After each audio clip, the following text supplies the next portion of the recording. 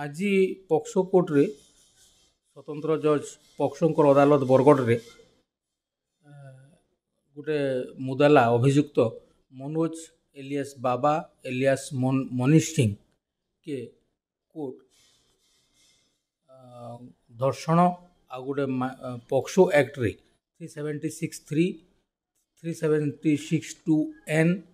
376(2)(f) आउ section 323 IPC रे आउ सेक्शन 6 पॉक्सो एक्ट रे दोषी साब्यस्त करिकरी दंड विधान करिछन। ई क्रम रे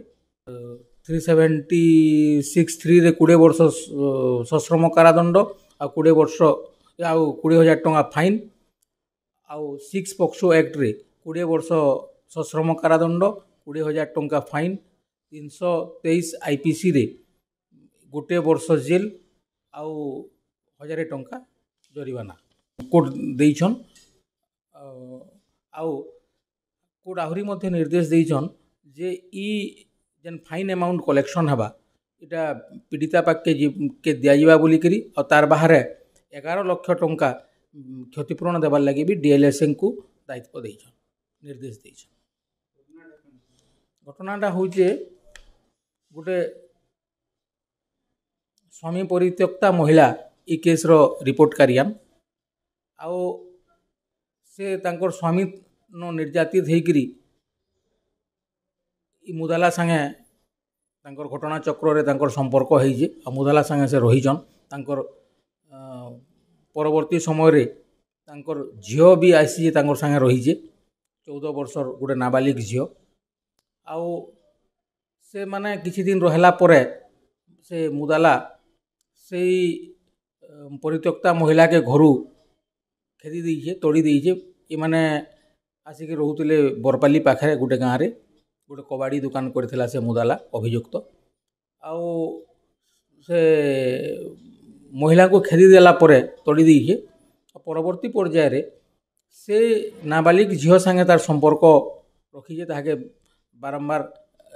यौन निर्यातना देइछे धर्षण करिछे दुष्कर्म करिछे सेथिरु से झियोर भी गर्भ हो जाइए आउ परवर्ती पर्याय रे से झियो लुकिकी से अभियुक्त ठानु पले आइछे आउ जेते बेला रेलवे स्टेशन रे झारसुगुड़ा रे बुलाबुली करूला से समय रे रेलवे पुलिस आउ चाइल्ड केयर यूनिट तार के रेस्क्यू करिछन आ रेस्क्यू कला परे ताके तार माँ के हस्तांतर करिछन आ तार माँ आसिकरी रिपोर्ट करिछे आ रिपोर्ट कला परे